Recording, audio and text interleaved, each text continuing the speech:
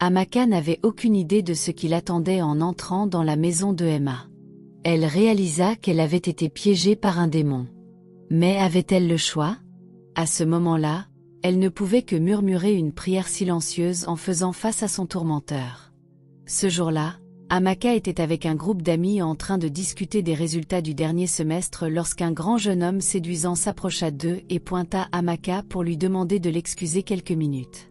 Amaka était réticente et se demandait pourquoi c'était elle qui l'appelait, mais ses amis l'encouragèrent à se lever et à écouter ce que le jeune homme avait à dire. « Je m'appelle Emeka et je suis en dernière année de droit. Je t'ai vu plusieurs fois, et ta beauté m'attire même quand j'essaie de résister. Je suis impuissant et je n'ai pas pu m'empêcher de trouver le courage pour exprimer mes sentiments, même si tu devais me gifler. » Amaka sourit et dit « Pourquoi te giflerais-je? Je suis une femme et tu n'as rien fait de mal en exprimant tes sentiments. Au fait, je m'appelle Amaka, étudiante en 2e année de sciences des données. » Elle tendit la main pour une poignée de main. « Tu vois, c'est un match fait au ciel. Tu es Amaka et je suis Emeka. Cela semble parfait, nous sommes faits l'un pour l'autre. » Alors qu'Amaka souriait, Emeka savait qu'il avait déjà gagné. Alors qu'elle se tournait pour partir, il dit « Désolé, Malédie, puis-je avoir ton numéro de téléphone pour t'appeler plus tard? » « Bien sûr, pourquoi pas, » dit Amaka en lui donnant son numéro. Quand elle retourna rejoindre ses amis, ils lui dirent tous de ne pas stresser ce garçon parce qu'il était beau et riche, conduisant la dernière Toyota. Plus tard dans la soirée, alors qu'Amaka était assise sur son lit à l'auberge, son téléphone sonna. C'était Emeka qui appelait pour discuter davantage de ce qu'il avait commencé le matin. Emeka était direct, il n'avait pas le temps de jouer aux prétendants. Ce qu'il voulait, c'était se marier et il souhaitait présenter Amaka à son père milliardaire, le célèbre consultant en affaires, comme sa future épouse.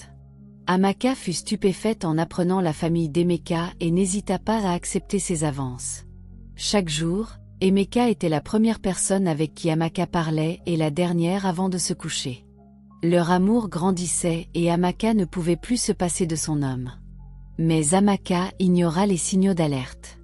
Emeka terminait souvent leurs appels en prétextant un appel d'affaires. 2 semaines après le début de leur relation, Amaka accepta de rendre visite à Emeka chez lui. Quand Amaka entra dans la maison, elle réalisa qu'elle avait été piégée. En entrant dans la chambre d'Emeka, elle vit plusieurs paires de sous-vêtements féminins. Il était clair pour elle qu'elle était tombée amoureuse d'un démon. Malgré cette prise de conscience, Amaka n'avait aucun moyen de s'échapper, se souvenant que toutes les portes qu'ils avaient franchies pour entrer dans la chambre avaient été verrouillées par Emeka. À ce moment-là, tout ce qui comptait pour elle, c'était ses pauvres parents au village qui finançaient ses études. Sans dire un mot, Amaka s'agenouilla et commença à implorer pitié. « S'il te plaît, je suis la seule enfant de mes pauvres parents au village. Je suis leur seul espoir. Je suis la raison pour laquelle ils vivent encore. S'il te plaît, ne me fais pas de mal. Je t'aimais vraiment quand nous nous sommes rencontrés, mais ce que je vois ici est effrayant. S'il te plaît, aie pitié de moi, » dit Amaka en pleurant. Emeka était assis sur le lit, regardant Amaka avec indifférence. « Quand tu auras fini ton numéro, viens me rejoindre au lit. Tu es une adulte et tu comprends ce à quoi tu t'attendais en acceptant de me rendre visite. Je ne suis pas un ritualiste. La seule chose, c'est que tu seras ici pendant 1 semaine et tu réchaufferas mon lit. Tu donneras les sous-vêtements que tu portes chaque jour pour renouveler ma richesse. Toi et les autres jeunes femmes devriez apprendre à faire des investigations indépendantes avant de tomber amoureuse d'un homme. Je savais que tu tomberais facilement parce que je t'ai dit que j'étais le fils du célèbre consultant en affaires. En réalité, je ne le connais même pas. C'est ainsi que je gagne ma vie. Amaka, je peux changer ta vie et celle de ta famille. La seule chose, c'est qu'après 1 semaine, tu ne te marieras jamais et n'auras jamais d'enfant. » Emeka était franc, ce qui affaiblit encore plus Amaka, qui continua à pleurer et à implorer pitié. Comme Amaka n'était pas prête à se soumettre, Emeka l'attacha au lit, lui donna un coup de poing qui lui enleva toute force et abusa d'elle de force. Chaque coup était accompagné d'une douleur intense, et la taille imposante de l'homme d'Emeka rendait l'expérience insupportable pour Amaka, qui était vierge. Emeka ne s'arrêta que lorsqu'Amaka ne pouvait plus respirer et reprit la torture plus tard dans la nuit. Le matin, Amaka était toujours souffrante quand Emeka entra dans la chambre. Elle était blessée et avait du mal à marcher jusqu'à la salle de bain.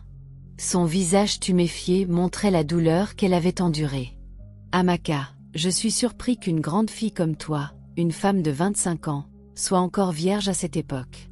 Tes parents méritent le meilleur cadeau, et à cause de cela, tu ne passeras que 4 jours ici et je ne prendrai plus tes sous-vêtements. Tu es ma petite amie qui me rend visite et passe quelques jours. Je te rendrai heureuse quand tu partiras et je changerai ta vie. Crois-moi, tu es la première vierge que je rencontre dans ce genre d'affaires et je ne te ferai rien de mal. » Emeka devait accomplir son rituel sacrificiel, mais comme il avait promis de ne pas utiliser Amaka, il amena une autre femme cette nuit-là et la força à se déshabiller devant Amaka dans la même chambre. Il abusa d'elle de force tout en obligeant Amaka à regarder l'horreur, même alors que la femme criait et implorait de l'aide. Amaka était impuissante et ne pouvait qu'observer l'horreur sans pouvoir aider la femme qui continuait à implorer pitié. Le matin, Emeka fit honneur à Amaka et enferma la nouvelle femme dans la salle de bain avant de venir retrouver Amaka au lit. Il la viola malgré ses blessures et sa douleur. Après 4 jours, Emeka demanda le numéro de compte d'Amaka et lui envoya 50 millions de Naira. Il lui dit d'aller au village et de construire une maison digne pour ses parents et de s'occuper d'elle-même. Avant qu'Amaka ne parte, Emeka s'excusa, demanda son pardon et la supplia de ne révéler son secret à personne. Il lui rappela qu'il aurait pu la tuer car personne ne savait qu'elle était chez lui, mais qu'il ne le ferait pas car il n'était pas une mauvaise personne et qu'Amaka était trop pure pour être traitée de cette manière. Il lui lut l'adresse de leur maison au village, et Amaka fut surprise de voir qu'il la connaissait. Il lui rappela qu'elle devait faire comme si rien ne s'était passé pour que la paix règne et pour sa sécurité ainsi que celle de ses parents. Amaka ne put prononcer un mot, mais l'argent n'avait plus d'importance pour elle. Sa dignité avait été enlevée et violée sans pitié. Alors qu'elle luttait pour marcher jusqu'au taxi qu'elle avait réservé en ligne, Amaka regarda en arrière avec douleur et demanda silencieusement à Dieu d'être le juge et de punir Emeka comme il le méritait. Le soir, à l'auberge, Amaka se tordait de douleur et ne dit à sa colocataire, Adana, qu'elle était tombée malade et avait été à l'hôpital. Elle mangea une petite portion du riz qu'Adana lui avait donné et prit l'antidouleur qu'elle avait acheté en rentrant. Alors qu'elle dormait, elle ne pouvait que souhaiter que la douleur disparaisse, qu'elle retrouve la force de continuer ses études et qu'elle oublie de répondre à ses prières et de punir Emeka pour son crime contre elle. Amaka se réveilla la nuit en pensant à l'énorme somme d'argent sur son compte. Elle eut peur et fut confuse sur la manière de convaincre ses pauvres parents, qui, malgré leur pauvreté, étaient disciplinés et croyaient autant de Dieu. Elle sourit pour la première fois après son horrible expérience en pensant à son prochain mouvement et se rendormit en paix. Le lendemain, Amaka appela Emeka alors qu'elle était sur le campus. Emeka fut surpris de voir son appel et imagina ce qui se passait. « Je veux te rencontrer au jardin de la rivière à 17h, dit-elle avant de raccrocher. Emeka fut surpris mais se prépara et fut là avant l'heure convenue. Alors qu'il l'attendait, il ne pouvait qu'imaginer la raison pour laquelle Amaka l'avait convoqué, même après s'être excusé et lui avoir donné assez d'argent. Quelques minutes plus tard, Amaka le rejoignit et alla droit au but. « Cette énorme somme d'argent que tu m'as donnée pourrait créer plus de problèmes si nous ne planifions pas très bien pour avoir une meilleure explication. Mes parents sont pauvres, tout le monde connaît ma situation financière. Comment vais-je expliquer quand ils me verront soudainement devenir millionnaire? Comment vais-je expliquer à mes parents si je vais au village et que je veux reconstruire leur maison? Je suis encore étudiante, comment vais-je convaincre tout le monde au village? » Emeka sourit et dit, « C'est très simple à faire. » Il promit d'organiser un concours en ligne avec un prix de 50 millions de Naira, et après 2 jours, il annoncerait Amaka comme la gagnante. Elle pourrait alors utiliser cela pour justifier sa soudaine richesse. Amaka lutta pour ne pas rire ou féliciter Emeka pour son intelligence, mais se demanda pourquoi il ne pouvait pas canaliser son intelligence pour gagner de l'argent légalement. Alors qu'elle partait, Emeka s'excusa à nouveau et la supplia de respecter sa parole de ne pas le dénoncer.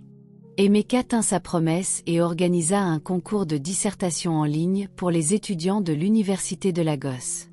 Emeka ne prit pas la peine de parcourir les soumissions et annonça Amaka comme la gagnante. Il lui présenta le faux chèque lors d'un événement organisé pour la célébrer. Alors qu'Emeka lui remettait le chèque, il chuchota à son oreille. « J'espère que tu trouveras dans ton cœur de me pardonner maintenant que tu es une célébrité du campus. » Amaka resta silencieuse et souhaita pouvoir crier et dire à tous le monstre qu'était Emeka. En retournant dans sa chambre, ses colocataires et amis qui l'avaient accompagnée à l'événement se rassemblèrent autour d'elle, chantant et célébrant la victoire d'Amaka, disant qu'ils savaient qu'elle se ferait un jour un nom dans l'école. Alors que ses amis la félicitaient pour sa brillance, elle pleura silencieusement et maudit Emeka. « Ma dignité et ma fierté ont été enlevées par l'homme que j'aimais vraiment.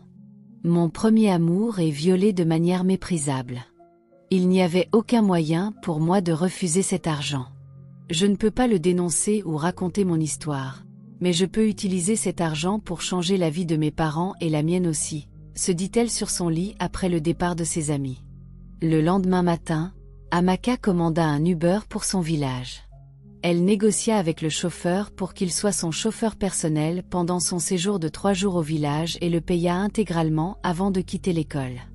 En chemin, elle acheta des courses et beaucoup de délices locaux et de poissons séchés que ses parents aimaient pour cuisiner la soupe locale aussi. Avant qu'Amaka n'atteigne son village, la nouvelle était partout. Les villageois et les membres de la famille étaient dans la cour de sa famille, célébrant ses parents. Ils l'accueillirent dans la cour de son père avec des tambours. Son père avait déjà tué une chèvre pour la célébrer et un festin fut organisé par son père le soir pour célébrer sa victoire, comme le veut la tradition.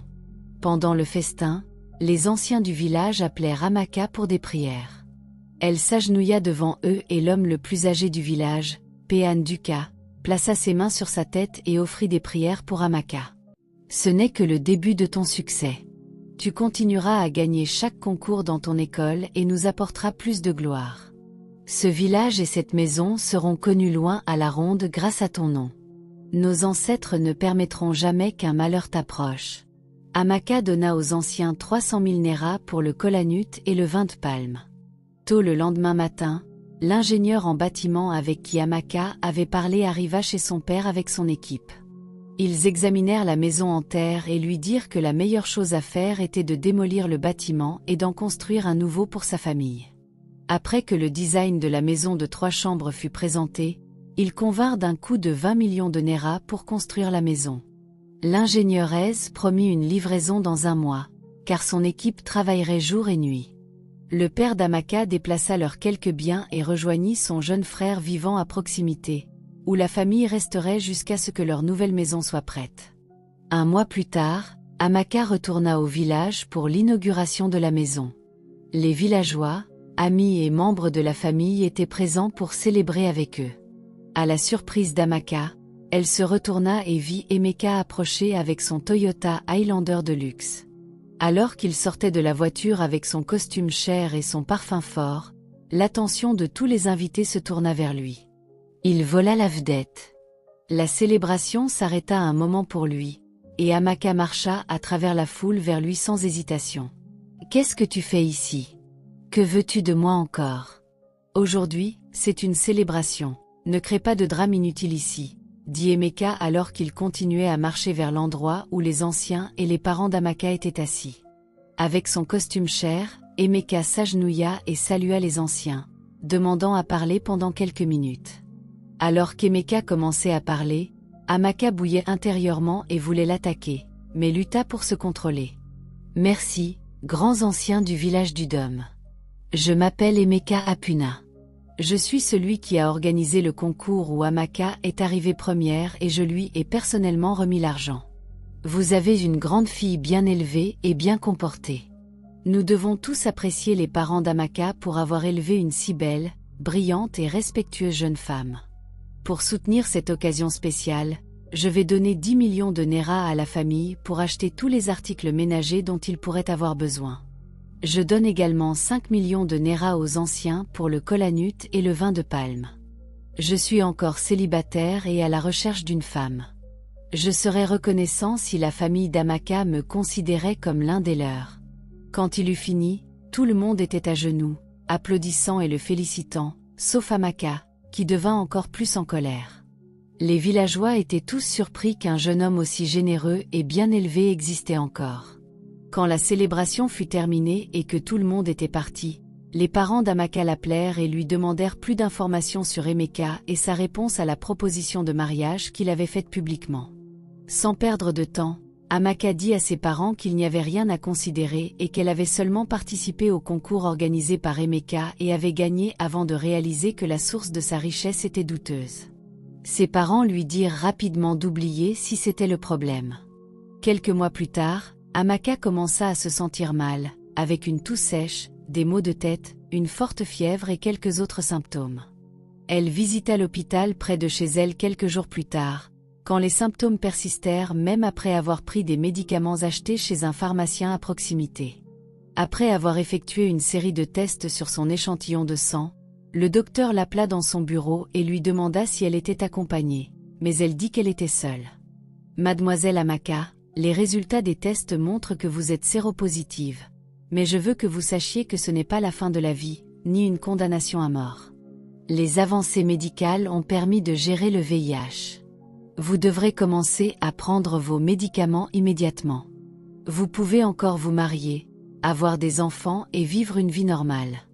Mais s'il vous plaît, vous devrez contrôler votre vie sexuelle pour éviter la propagation de la maladie. » Amaka resta assise dans le bureau, confuse et incapable de prononcer un mot. Elle pensa aller directement tuer Emeka et se tuer elle-même pour avoir ruiné sa vie. Quand elle essaya enfin de parler, ce furent des larmes qui coulèrent continuellement sur ses joues. Le docteur lui dit de prendre son temps, mais elle ne put parler et dit seulement au docteur qu'elle reviendrait le lendemain. La nuit, dans sa chambre, Amaka ne pouvait pas dormir et continua à pleurer. Ses amis l'abandonneraient et les villageois ostraciseraient sa famille s'ils découvraient qu'elle était séropositive à cause de leur niveau de connaissance sur la maladie. Cette nuit-là, Amaka décida de retourner voir Emeka et de régler ses comptes avec lui pour avoir ruiné sa vie. Amaka contacta un cultiste connu de l'école et proposa de louer son pistolet pendant 2 jours pour 500 000 néras. Kapan accepta le marché à la condition qu'il ne serait pas impliqué dans quelque affaire qu'elle allait utiliser l'arme. Elle accepta et prit le pistolet dans son sac.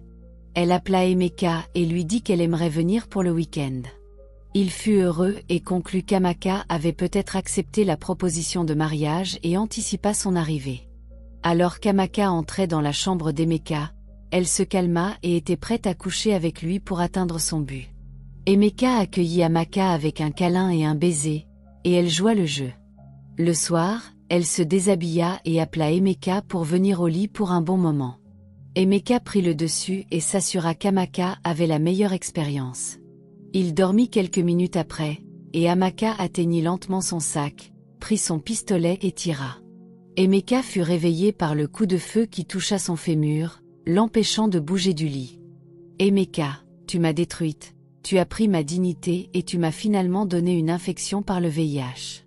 J'ai été testée positive hier et je savais que c'était toi qui me l'avais transmis. Tu as couché avec moi sans protection et avec cette innocente femme ce jour-là. Et je savais que tu avais eu des relations sexuelles indiscriminées avec des gens au hasard. C'est la fin de la route pour toi. » Amaka tira une autre balle qui toucha la tête d'Emeka, et il mourut instantanément. Là, Amaka changea d'avis. Elle ne se tuerait pas. Elle raconterait son histoire au monde pour que les jeunes femmes ne fassent pas la même erreur qu'elle. Elle se rendit à la police et fut mise en détention. L'affaire attira rapidement l'attention nationale, et les journalistes interviewèrent Amaka. Amaka raconta son histoire et dit qu'elle avait seulement pris sa revanche sur Emeka pour avoir ruiné sa vie. Amaka fut accusée d'homicide involontaire et traduite en justice. Au tribunal, elle fournit des preuves accablantes de la manière dont Emeka l'avait piégée chez lui et l'avait violée pendant des jours. Les messages où il s'excusait et comment Emeka avait organisé le concours pour justifier l'argent qu'il lui avait donné. Le procureur, Baristé Fejiro, argumenta qu'il n'y avait aucune justification pour prendre la vie d'un autre citoyen et demanda qu'Amaka soit pendue pour avoir pris la loi en main, afin de servir d'exemple. Après avoir examiné les preuves et les circonstances entourant l'affaire, le juge condamna Amaka à 10 ans de prison. Alors que ses parents pleuraient chez eux, quelques jours après le jugement, un avocat renommé du village les visita. Il dit qu'Amaka avait une bonne affaire et expliqua que le juge n'avait aucune raison de la condamner à 10 ans de prison après les preuves et la manière dont elle avait été poussée à agir. Baristé Tinde se porta volontaire pour faire appel de l'affaire à la Cour suprême. Après des allers-retours pendant 1 an, l'affaire d'Amaka fut finalement entendue pour un jugement définitif à la Cour suprême. À la Cour suprême, Baristé Tinde blâma la structure sociétale faible qui avait permis à Emeka de faire un tel mal sans être inquiété. Il présenta d'autres victimes d'Emeka qui vinrent avec des preuves accablantes de la manière dont elles avaient été piégées et abusées de la manière la plus horrible pendant plusieurs jours. Il argumenta qu'Amaka avait été poussée à agir à cause des manipulations et du traumatisme psychologique qu'elle avait subi, ainsi que de la réalisation de son statut VIH qu'elle avait contracté à cause de la maladie. Après avoir écouté tous les arguments, la sentence d'Amaka fut annulée, et la Cour suprême critiqua le tribunal inférieur pour avoir négligé les circonstances entourant l'affaire. Amaka gagna enfin. Elle rejoignit sa famille qui l'accueillit avec des larmes, mais la lutte d'Amaka était loin d'être terminée. Pendant son année en prison, elle n'avait pas eu accès à des soins médicaux appropriés et n'avait pas pris ses doses. Sa toux devenait insupportable. Quelques jours après sa libération, elle voyagea à Abuja et fit un autre test qui montra qu'elle avait la tuberculose et que le test VIH était négatif. Le test fut répété dans 2 autres grands hôpitaux, et le résultat fut le même. Amaka n'avait jamais eu le VIH. La clinique où elle avait fait le premier test avait fait une erreur. Elle ne put contenir sa joie, et tout en blâmant le premier hôpital, elle fut également reconnaissante parce qu'elle avait pu rendre ce que son tourmenteur lui avait fait. Amaka fut guérie après quelques mois de traitement. Elle retourna à l'école et finit par obtenir son diplôme comme l'une des meilleures étudiantes en sciences des données de son département. Elle obtint un emploi dans une organisation internationale où elle travailla comme spécialiste principale en sciences des données et réalisa son rêve. À cause de son expérience, elle trouvait difficile de faire confiance aux hommes et évitait toujours les conversations concernant le mariage quand elle était avec sa meilleure amie, Busy. Après plusieurs efforts, Busy finit par convaincre Amaka de donner une seconde chance à l'amour, et le frère de Busy, Baristé Tinde, qui avait combattu pour sa liberté, se connecta avec elle. Busy fut instrumental et convainquit son ami de donner une chance à son frère. Amaka tomba amoureuse de Baristé Tinde après avoir réalisé ce qu'il avait fait pour elle sans aucune forme de compensation. Amaka accepta de le rencontrer à un endroit populaire, et leur histoire d'amour commença à partir de là. Quelques mois plus tard, ils se marièrent, et leur mariage devint l'un des plus populaires et extravagants de l'année. Pendant leur mariage, Amaka parla de son mari à l'admiration des invités. « Mon amour, merci de m'avoir trouvé digne de ton amour même quand tu ne me connaissais pas. Tu as seulement entendu mon histoire et as décidé de te battre pour moi. Tu m'as donné la liberté, tu as cru en moi quand les autres doutaient de moi. Tu as vu un ange innocent quand les autres voyaient un démon en moi. Merci de m'avoir aimé. Je promets de rester avec toi pour le reste de ma vie, dit Amaka avec des larmes alors que les invités se levèrent pour les applaudir.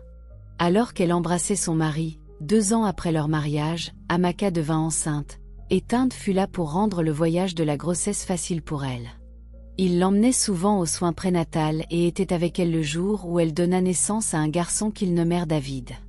Amaka construisit une famille aimante avec Tinde, et son histoire devint une source de leçons et d'inspiration pour les jeunes femmes, leur montrant les dangers de tomber amoureuse d'un homme facilement sans vérifier son passé, simplement à cause de ce qu'il possède, et pourquoi elles ne doivent pas abandonner même dans les moments les plus sombres. Si vous aimez cette histoire, commentez, aimez, partagez et abonnez-vous à notre chaîne pour plus d'histoires intéressantes. Cette histoire vous a touché ? Visage pensif, dites-nous ce que vous en pensez. Quel moment vous a le plus marqué, et quelles leçons en tirez-vous pour votre propre vie ? Laissez un commentaire et partagez votre avis.